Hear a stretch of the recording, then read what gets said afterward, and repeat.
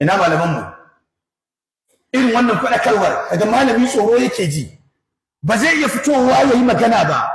saboda dalilin cewa wai za a iya kama shi ko za a iya kashe shi ko za a iya kaza wai ka kaddara an kashe ka to sai me tun ina primary school yan ajin muskara su amma ni har yanzu ina nan na zo secondary school waɗansu suka mutu ina nan muka yi diploma yanzu sun mutu ina nan aka yi degree waɗansu suka mutu ina nan muka je second degree wasu suka mutu ni har yanzu ina nan ashe na yi dogon kwana dan na muce usaime walan yu'akhir Allahu nafsan idza jaa ajaluha wallahu khabirun bima ta'malun Allah ba zai taba jinkirta ba in lokacin mutuwa ka yayi wanda zai kashe ya dade bai kashe ba kamata yayi a ce ana hudu wannan ma ya kashe daga nan shikenan a tafi lahira wai malami ba su haddace kullu nafsin da'iqatul maut ba su haddace kullu shay'in halikun illa wajha ba su haddace kullu man alaiha fan ba su kasance innaka mayyit ba su haddace innaka mayyitun wa innahum mayyitun ba su kasance wa ma ja'alna li basharin min qablika al-khuld afa in mitta fahum al-khalidun wa ma muhammadun illa rasulun qad khalat min qablihi ar-rusul wannan duka ayoyi ne da suke tabbatar da cewa kowa sai ya mutu hatta annabi muhammad sallallahu alaihi wasallama wanda yake dan gatan Allah tun yana duniya Allah ya ce sai ya rasu wa ga ma ba za ka mutu ba wallahi in yau za ka mutu tsoronka ba zai hana ka mutu yau ba in za ka kai shekara 50 faɗar gaskiya ka ba zai sa kuma ka mutu ba ya zama tilas ya zama dole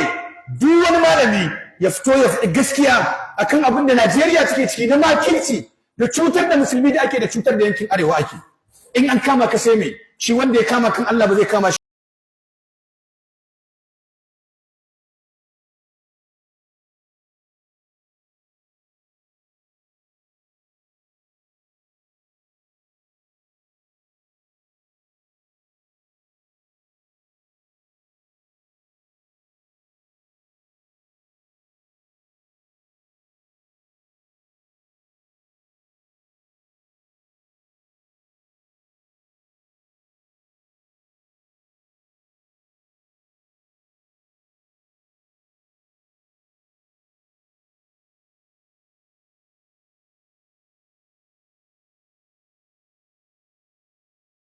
idan ka mutu ma Allah ta yi wala taqulu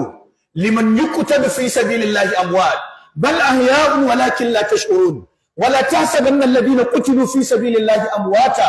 bal ahya'un 'inda rabbihim yurzaqun farihina bima atahum Allahu min fadli wa yastabshiruna bil ladina lam yalhaqu bihim min khalfihim alla khawfun 'alayhim wa la hum yahzanun yastabshiruna bi ni'matin min Allahi wa fadlin wa anna Allaha la yudhi'u ajra al-mu'minin ka Allah ya ce wal ladina qutilu fi sabilillahi falan yudhilla a'malahum سيهديهم ويصلح بالهم ويدخلهم الجنة عرفها لهم Allah ce kada ma ku ce wanda ya mutu wanda aka kashe a hanyar Allah wannan matacce ne a rayayye ne ku ne dai ku sani ba wani gurin yace kada ku yi tsammanin wanda aka kashe a hanyar Allah matacce ne a rayayye ne yana gurin ubangiji yana ciyar da shi kai yana ma murna da halin da ya tsinci kansa har yana bishara da na baya cewa ku dage ku shahada dan mu ba mu tsoro babu damuwa a tare da mu kai wata ayar Allah ya ce wanda aka kashe a hanyar Allah Allah ba zai taɓa lalata aikinsa ba Allah zai shirye da shi ya gyara masa al'amuransa sannan kuma Allah zai shigar da shi aljanna to me asara a ciki shikenan sai mu tsaya a cikin tsoro yau a kashe wannan gobe a kashe wannan jibi a kama wannan a kona wannan garin ayi kaza shikenan mun zama haka wani irin malalata ne mu wani irin matsorata ne mu hatta hanya mai sauki da zamu iya canja al'amarin mu mun kasa mu zo zaɓe kowa ya haƙura da buƙatarsa wanda yake kai in ya cutar da mu mu kayar da shi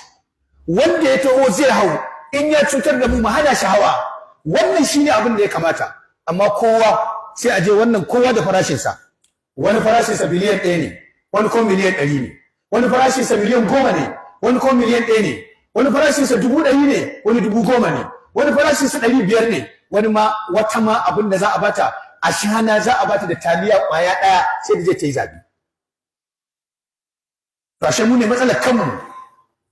kai ka kalli yadda ake magudin zabe kansa duk talakawa ne suke yi security da za su tsare inda za a yi magudin a dandangula ƙuri'un talakawa ne masu dandangula ƙuri'un na boge talakawa ne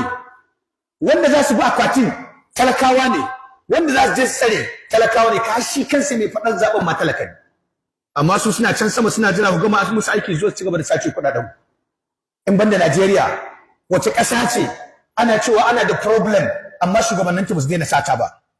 wace ƙasa ce duk wanda ya gama a ce ɓarawo bane bari ya sauka makiyinsa su biyo baya za a ga an kama shi da case kuma na gaske amma dalilin binciko wannan case din shine dan baya tare da su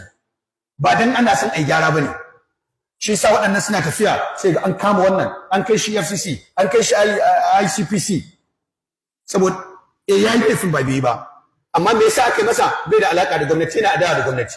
amma da zai zama dan bin a jarima a shakira to duk abin da ya sata ya zama nasa